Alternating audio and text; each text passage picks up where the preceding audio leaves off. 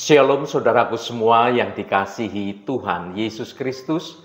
Selamat berjumpa lagi dalam renungan hari ini. Pada kesempatan ini, doa dan harapan saya untuk saudara semua berada dalam keadaan yang baik, penuh sukacita, dan terus berlimpah berkat Tuhan. Hari ini saya Cornelius Nugroho dari channel Berkat Baru akan menyampaikan renungan dengan judul Bertekun dalam pengharapan. Tetapi sebelum kita mendengarkan firman Tuhan ini, mari kita berdoa terlebih dahulu. Bapa Surgawi, Bapa yang kami sembah dalam nama Tuhan Yesus Kristus, Engkau Tuhan yang selalu baik dan mengasihi kami. Senantiasa kami mengucap syukur untuk segala berkat kemurahan Tuhan. Terima kasih untuk kesempatan di hari ini. Kami percaya Tuhan akan menolong kami dan menyertai dalam setiap langkah kehidupan kami untuk menggenapi rencana Engkau. Tuhan, saat ini kami mau mendengarkan sabda kebenaran firman-Mu. Urapi kami Tuhan, agar kami mengerti dan taat untuk melakukan kehendak-Mu. Dalam nama Tuhan Yesus Kristus kami berdoa. Haleluya. Amin. Saudaraku yang terkasih, ketekunan adalah salah satu sifat paling penting yang harus dimiliki oleh setiap anak-anak Tuhan. Hal ini karena hidup di dunia ini tidak selalu mudah dan tidak selalu menyenangkan. Kita akan menghadapi berbagai macam tantangan dan kesulitan, baik dalam kehidupan pribadi, dalam bermasyarakat, dalam pekerjaan, maupun dalam pelayanan sekalipun. Dalam menghadapi tantangan dan kesulitan, kita membutuhkan ketekunan untuk kita tetap kuat dan teguh dalam iman kita. Ketekunan akan membantu kita untuk tidak mudah menjadi menyerah atau menjadi putus asa. Alkitab mengajarkan bahwa ketekunan akan menghasilkan tahan uji, dan tahan uji akan menimbulkan pengharapan. Pengharapan adalah keyakinan yang kuat akan sesuatu yang baik yang akan terjadi di masa depan. Pengharapan inilah yang akan menjadi kekuatan bagi kita untuk terus maju dan tidak mudah menyerah. Melalui iman dan pengharapan, kita dapat tetap kuat, tetap teguh dalam menjalani hidup ini. Saudaraku, ketika kita mengerjakan segala sesuatunya dengan tekun dan disertai iman yang besar, maka setiap pengharapanmu di dalam Tuhan akan menjadi nyata dalam hidupmu. Ketekunan membantu kita untuk tetap bertahan dalam menghadapi kesulitan. Ketika kita tekun, kita tidak mudah menyerah, tidak mudah menjadi putus asa. Kita akan terus untuk berusaha dalam mengatasi setiap kesulitan yang terjadi. Saudaraku yang dikasihi Tuhan, berbicara tentang iman, tentang ketekunan, dan juga pengharapan, mari kita belajar dari kisah Alkitab tentang perkara ini, sehingga pengharapan itu bisa menjadi nyata karena pertolongan dari Tuhan. Mari kita baca Matius pasal 15 ayat 21 sampai 28. Lalu Yesus pergi dari situ dan menyingkir ke daerah Tirus dan Sidon. Maka datanglah seorang perempuan Kanaan dari daerah itu dan berseru, "Kasihanilah aku ya Tuhan, anak Daud, karena anakku perempuan kerasukan setan dan sangat menderita." Tetapi Yesus sama sekali tidak menjawabnya. Lalu murid-muridnya datang dan meminta kepadanya, "Suruhlah ia pergi. Ia mengikuti kita dengan berteriak-teriak." Jawab Yesus, Aku diutus hanya kepada domba-domba yang hilang dari umat Israel. Tetapi perempuan itu mendekati dan menyembah Dia sambil berkata, "Tuhan, tolonglah aku."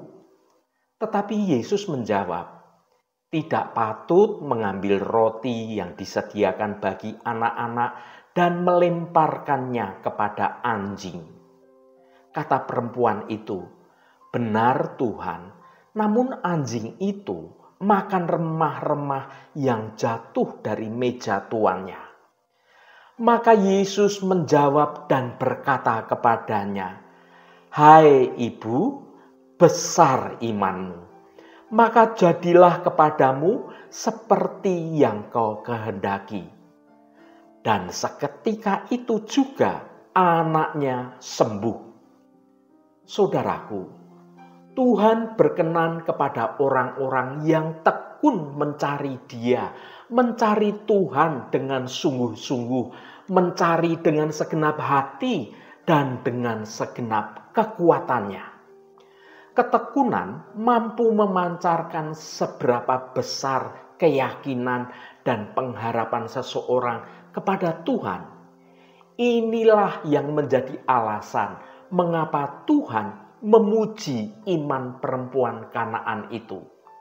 Ia datang kepada Yesus memohon kesembuhan bagi anaknya yang saat itu sedang kerasukan setan.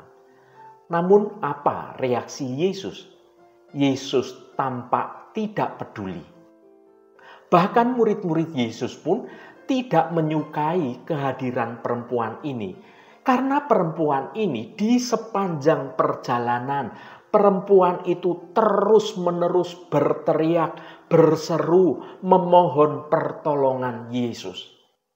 Ketika murid-murid mulai terganggu dengan kehadiran perempuan yang terus-menerus mengajukan permohonan, maka mereka meminta supaya Yesus menyuruh perempuan ini untuk pergi saja. Tetapi hebatnya, perempuan Kanaan itu tidak patah arang. Bahkan saat Yesus berkata bahwa Dia diutus hanya kepada domba-domba yang hilang dari umat Israel, perempuan ini tetap tidak menyerah. Perempuan ini justru semakin bersemangat untuk mendekati Yesus, memohon pertolongan. Sekali lagi Yesus berkata, "Tidak patut mengambil roti yang disediakan bagi anak-anak dan melemparkannya kepada anjing." Dan jawaban perempuan ini sungguh menakjubkan Yesus. Benar Tuhan, namun anjing itu makan remah-remah yang jatuh dari meja tuannya. Yesus pun demikian takjub dan memuji iman perempuan itu. Pahamilah saudaraku, bahwa dalam banyak kesempatan Tuhan itu seringkali menguji iman kita. Bagaimana sikap kita saat kita mengalami hal yang paling sulit, persoalan yang begitu menekan dalam hidup kita. Dan ketika kita merasa begitu jauhnya ada jarak antara kita dengan Tuhan, seolah-olah hidup kita itu jauh dari Tuhan, sehingga kita berseru, memohon doa, tidak terjadi apa-apa dalam hidup kita. Apakah kita dalam situasi yang seperti itu, kita tetap bertekun mencari Tuhan? Atau kita malah menjadi patah hati, patah arang, menjadi kecewa, bahkan mulai marah, dan akhirnya kita mencari pertolongan dari yang lainnya. Kita sudah tidak mengandalkan Tuhan lagi. Saudaraku, bertekun dalam iman yang benar berarti percaya kepada Tuhan dalam segala keadaan. Dan kita terus mencari Tuhan sekalipun seolah-olah Tuhan jauh dari hidup kita. Dalam situasi seperti inilah Tuhan akan melihat iman kita. Tuhan menguji kesungguhan kita. Mari kita baca Kolose pasal 1 ayat 23. Sebab itu kamu harus bertekun dalam iman, tetap teguh dan tidak bergoncang, dan jangan mau digeser dari pengharapan Injil yang telah kamu dengar, yang telah dikabarkan di seluruh alam, di bawah langit, dan yang aku ini, Paulus, telah menjadi pelayannya. Saudaraku, secara umum, tekun dalam iman berarti rajin dan sungguh-sungguh dalam mempercayai keyakinan dan ketetapan hati kita. Seseorang yang bertekun dalam iman, ia tidak akan mudah dipengaruhi atau digoyahkan oleh sesuatu yang menimpanya dan juga oleh keadaan di sekitarnya. Orang yang bertekun juga tidak akan mudah diombang-ambingkan oleh gelombang persoalan, tetapi ia tetap teguh dalam imannya kepada Yesus Kristus, Tuhan kita. Teguh dalam pengharapan berarti tetap tidak berubah dalam harapan, dalam keinginan, dalam permohonan atau permintaan kita kepada Tuhan. Tidak berubah, tetap seperti awalnya saat kita berharap, saat kita meminta kepada Tuhan. Seseorang yang teguh dalam pengharapan, ia tidak mudah dipengaruhi atau digoyahkan oleh situasi macam apapun. Dia akan tetap bertahan, bahkan akan semakin tahan uji sampai harapan atau permohonan atau permintaan atau keinginannya itu dapat terpenuhi dan menjadi kenyataan. Namun beberapa fenomena menunjukkan bahwa tidak semua orang dapat tetap teguh dalam pengharapan, dalam permohonan, dalam permintaan, dalam keinginannya itu. Ada orang-orang tertentu yang justru sering mudah diombang-ambingkan oleh berbagai macam pengharapan, oleh berbagai macam permohonan, permintaan, dan keinginan mereka yang terus-menerus berubah-ubah karena situasinya juga berubah-ubah. Lantas bagaimana supaya pengharapan itu bisa menjadi nyata kalau orang ini senantiasa berubah-ubah karena mengikuti keadaan, bukan karena dia percaya sepenuhnya kepada Tuhan, berharap hanya kepada Tuhan. Poin penting pertama adalah bertekun dalam iman. Sekarang kita mari simak dan kita pelajari firman Tuhan yang sudah kita baca dalam Kolose pasal 1 ayat 23. Saudaraku, melalui ayat firman Tuhan ini, Rasul Paulus menasihati dan mengingatkan kita supaya kita harus bertekun dalam iman. Secara tidak langsung, Rasul Paulus mengatakan supaya kita tetap rajin, setia, dan sungguh-sungguh mengimani Yesus Kristus Tuhan kita. Supaya kita tetap percaya bahwa Yesus Kristus adalah anak tunggal Allah Bapa yang bertahta di kerajaan surga. Kita harus tetap percaya bahwa Dia adalah juru selamat manusia yang berdosa bagi setiap orang yang percaya kepada Dia. Bahwa Dia adalah penguasa tunggal kerajaan surga di sepanjang masa sampai pada akhirnya.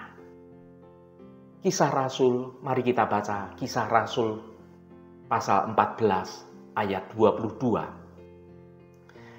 Di tempat itu mereka menguatkan hati murid-murid itu dan menasihati mereka supaya mereka bertekun di dalam iman dan mengatakan bahwa untuk masuk ke dalam kerajaan Allah kita harus mengalami banyak sengsara. Saudaraku, pada zaman itu, di tempat itu, yaitu di Listra, Ikonium, dan Antiokhia, Rasul Paulus memberi nasihat dan mengingatkan murid-muridnya supaya mereka menguatkan hatinya, supaya mereka bertekun dalam iman, yaitu iman yang teguh kepada Yesus Kristus Tuhan kita. Ia juga mengingatkan bahwa untuk masuk ke dalam kerajaan surga, kita harus menghadapi banyak tantangan, banyak godaan, dan juga sengsara. Bahkan juga ada hinaan, cemooh, caci maki, tekanan, dan intimidasi. Namun percayalah, imanilah, barang siapa bertekun dalam iman kepadanya sampai pada akhirnya, Dia yang bertahta di sebelah kanan Allah Bapa akan memberinya bagian hidup kekal yang damai, sejahtera di surga. Karenanya dalam berbagai kondisi dan situasi, kita harus tetap bertekun dalam iman, dalam kepercayaan kita bahwa Injil Kristus membawa sukacita dan damai sejahtera bagi semua orang yang percaya kepadanya. Saudaraku yang diberkati Tuhan, bertekun dalam iman yang benar berarti percaya kepada Tuhan dalam segala keadaan. Dan kita akan terus mencari Tuhan sekalipun seolah-olah Tuhan jauh dari hidup kita. Dalam situasi seperti inilah Tuhan akan melihat iman kita. Tuhan menguji kesungguhan kita. Terkadang Tuhan berdiam diri bukan karena Ia tidak memperhatikan. Tuhan hanya ingin menguji ketekunan iman kita kepadanya. Haleluya, Tuhan memberkati kita semua. Mari kita tutup renungan ini dengan berdoa. Allah Bapa yang kami puji dan kami sembah dalam nama Tuhan Yesus Kristus, terima kasih atas firman-Mu yang sudah kami dengar pada kesempatan ini. Bapa, terima kasih untuk renungan hari ini yang sudah menyadarkan kami semua bahwa Tuhan penuh mukjizat. Engkau sungguh nyata dan ada dari dulu, sekarang, dan selamanya. Kami percaya dengan segenap iman kami bahwa Engkau menyertai kami di sepanjang hidup kami. Kami senantiasa berharap akan pertolongan Engkau, akan mukjizat Engkau, karena Tuhan sangat mengasihi dan peduli akan hidup kami. Roh Kudus akan menolong kami supaya pola pikir kami dan tindakan kami tetap dalam jalan kebenaran Tuhan dan tidak mengikuti cara-cara dunia. Roh Kudus akan menolong kami supaya kami tetap bertekun dalam pengharapan, percaya dengan segenap iman kami bahwa pengharapan di dalam Tuhan akan menjadi nyata sesuai dengan rancangan dan waktunya Tuhan. Terima kasih Tuhan untuk firman-Mu yang sudah meneguhkan iman percaya kami pada kehendak-Mu. Kami mau seturut akan kehendak-Mu. Tuhan, secara khusus kami berdoa untuk saudara-saudara kami dimanapun berada, yang saat ini sedang menderita sakit. Kami mohon jamahan-Mu agar kuasa penyembuhan boleh terjadi pada saudara-saudara kami yang sedang sakit. Jamahan dan lawatan Engkau juga terjadi pada saudara-saudara kami yang sedang dalam pergumulan. Engkau bukakan jalan keluar bagi mereka, agar hidup mereka boleh menikmati berkat-berkat kemurahan-Mu. Tuhan, berkatilah kami di sepanjang hari ini, dalam segala tugas dan aktivitas kami, dalam studi dan pekerjaan kami, dalam pelayanan kami, dalam usaha kami, dan dalam segala hal. Tuhan akan berkati, dan kami memiliki hidup yang menyenangkan hati Tuhan, dan hidup kami dapat menjadi berkat juga bagi sesama kami. Berkati mereka yang hari ini berulang tahun Tuhan. Engkau tambahkan 1 tahun lagi. Terima kasih buat anugerah-Mu, umur panjang di tangan kanan dan kekayaan serta hormat di tangan kiri. Berkat Tuhan mengalir bagi setiap mereka yang hari ini berulang tahun. Terima kasih Tuhan, segala hormat, pujian, dan ucapan syukur hanya bagi nama-Mu yang kudus. Saudaraku, mari kita berdoa. Bapa kami yang ada di surga, dikuduskanlah nama-Mu, Datanglah kerajaan-Mu, jadilah kehendak-Mu di bumi seperti di surga. Berikanlah kami pada hari ini makanan kami yang secukupnya, dan ampunilah kami akan kesalahan kami, seperti kami juga mengampuni orang yang bersalah kepada kami.